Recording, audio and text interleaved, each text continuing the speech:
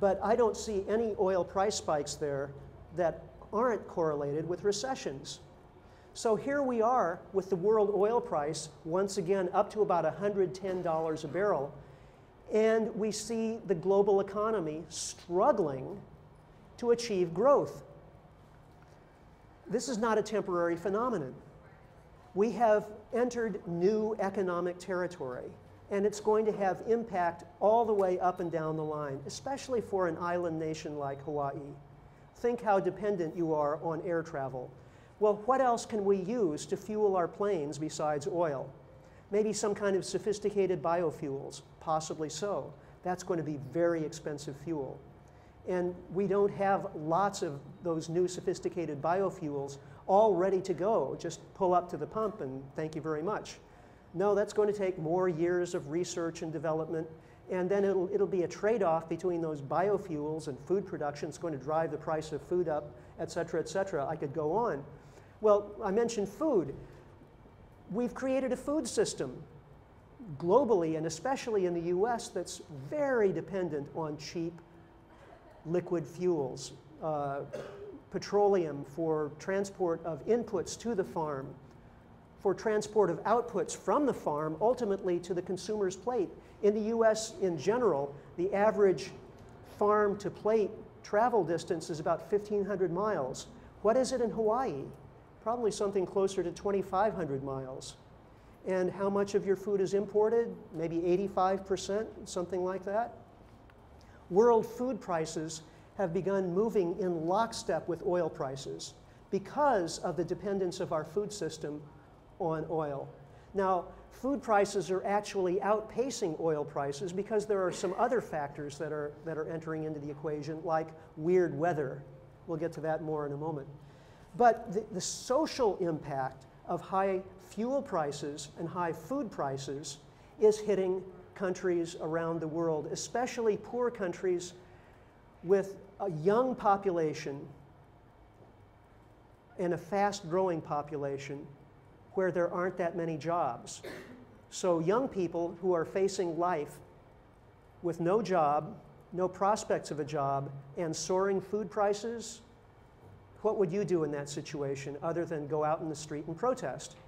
And so we've seen that in North Africa, in the Middle East. Now, of course, there was a political element to this. Many of these countries also had autocratic, repressive regimes, but those were regimes that people were willing to live with as long as their basic needs were met. When their basic needs are no longer being met, all bets are off. Now, depletion of resources is not just about oil. I focused largely on oil because I believe that that's a trigger resource. It's going to trigger the limits to growth phenomenon, if you will. Nevertheless, as long as we are gobbling up Earth's resources, it's basically just a series of dominoes waiting to fall. I have a list of other resources here that just happen to be useful in the computer industry and the renewable energy industry. Those are becoming rare as well and more costly. Now, up to about the year 2000, they were actually becoming cheaper. This is counterintuitive. If we're depleting these resources, how could they get cheaper?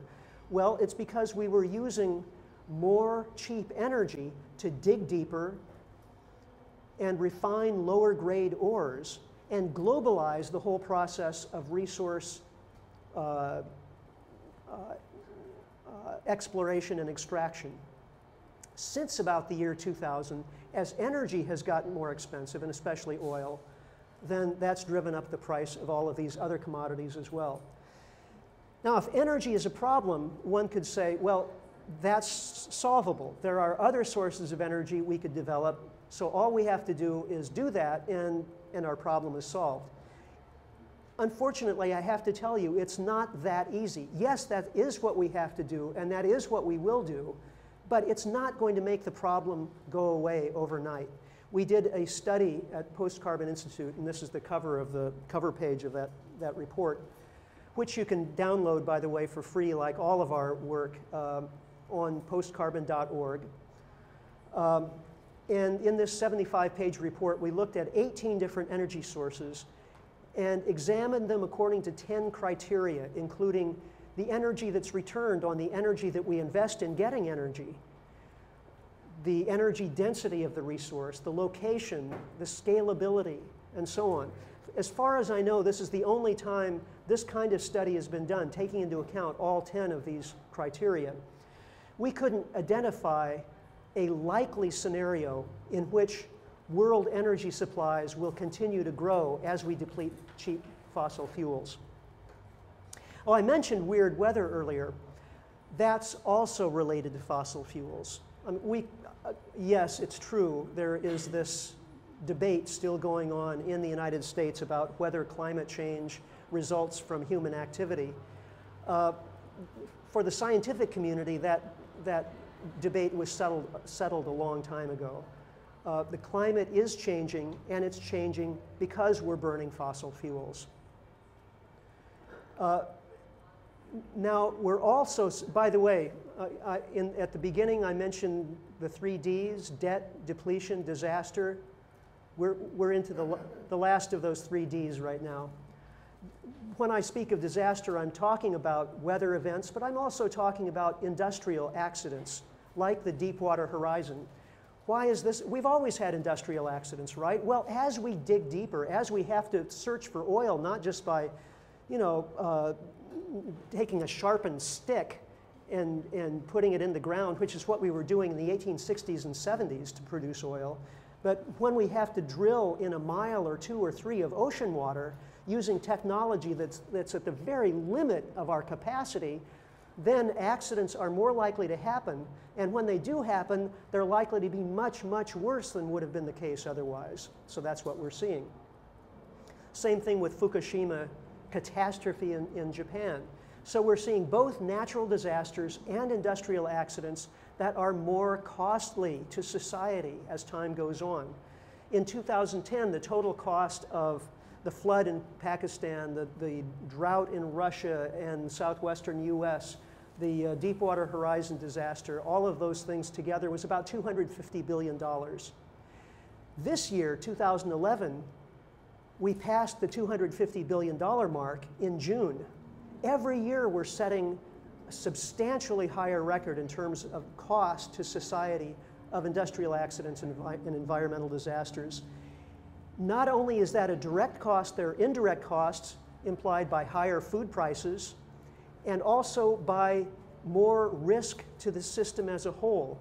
That's why we have insurance companies to measure and insure against risk. And the insurance industry no longer knows how to value risk because weather events that used to be anticipated on a 100-year basis are now happening every 5 or 10 years. And we don't know where this is going. If we just follow out current trajectories, then industrial accidents and natural disasters alone in costs will wipe out economic growth within the next 10 or 20 years. So here we are. We're on a runaway train, a train of economic growth. It feels exhilarating. As the train speeds up, there's more money to go around, more jobs, higher returns on investments. So we naturally want the train to accelerate. As it accelerates, it's burning more fuel. It's spewing more pollution into the environment, but that's okay, because we know if the train were to stop, it would be terrible. So we want the train to speed up, and as long as the train is speeding up, everything is fine. If politicians can promise the train will speed up, we'll elect those politicians. The problem is, we live on a finite planet. Just as Hawaii is an island, Earth is an island as well. Beyond a certain point, there is no more opportunity for growth. Now, what we're seeing in the world financial system right now is a reluctant recognition of this fact. And I would say a very reluctant recognition. It's being called a growth crisis. This is a graphic by an economist named Charles Hugh Smith. And he's just lining up the dominoes of the European debt crisis, right? Well, why are all of these dominoes toppling? It's because governments and investment banks created enormous amounts of debt under the assumption that the economy would continue to grow, and as it did, tax revenues would grow, returns on investments would grow, and all of the debt would ultimately be repayable, right? But that's not what's happening. As growth slows down, suddenly all of that debt becomes like an anvil around the neck of the economy, pulling it down. So when I was researching this book, typically when I write books, I do most of my research as in literary form, you know, reading current articles and books in the literature and so on. I did that again with this book, but I also interviewed a lot of people, dozens of people in the financial industry, policymakers, resource experts. Some of the people I talked to at length included the former managing director of J.P. Morgan, former vice president of Lehman Brothers, hedge fund managers, as well as retired national policymakers. So these conclusions, which are pretty gloomy, I have to agree with you, didn't come out of my imagination. This is what I heard again and again from very knowledgeable people, not only in the financial industry, but also government. We just went through a little bout in this country of Keynesian economic stimulus. The idea was if the government borrows and spends, then that'll trip us back into the growth mode, the natural growth mode of the economy. That didn't work all that well. We did have a short-term, fairly anemic recovery, but it was very, very expensive. It cost us several $1 trillion. Now we're about to try a different kind of experiment. There are those who say, well, the whole problem is too much government borrowing and spending, so if government cuts back on spending, then private enterprise will leap in and create jobs and more economic growth. We'll see how that works out. The experiment actually is already being tried in Greece and a few other countries. Austerity, of course, is cutbacks in spending and services, and wherever we're seeing it implemented, the result is increasing scarcity and poverty, declining tax revenues, and declining economic activity. So we'll see how that works out. The most likely result, I would suggest, is more social unrest. We've seen that begin to emerge over the past few weeks with the Occupy movement. And actually, I see the Occupy movement as being both inevitable and also very positive. Here in this country, I'm opinionizing now. This is my opinion. Our political system in this country has become sclerotic and corrupted. And when I say corrupt, usually that word is used to indicate a few bad actors breaking the rules. Well, what we've done in this country, and it's not unique, other countries have done the same thing throughout history. What we've done is we've taken things that used to be illegal within the financial system and within government, and we've made them legal.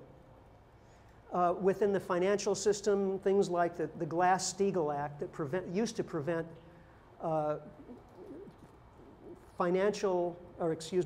investment banks from doing commercial banking and vice versa. We broke down that firewall. We used to have prohibitions against corporations making certain kinds of campaign contributions for politicians. Those are gone. Those prohibitions are gone. So we have created a situation in which corruption is normalized. It's just the way we do governance in this country. If that's true, then it makes it very difficult to achieve the kinds of reforms that are actually needed in this, extraordinary moment in history by way of the usual electoral system. Wall Street, if in fact Wall Street rules the world, as that's a direct quote from a YouTube video that went viral of a young trader in London. He said, Goldman Sachs rules the world. Maybe so. If that's true,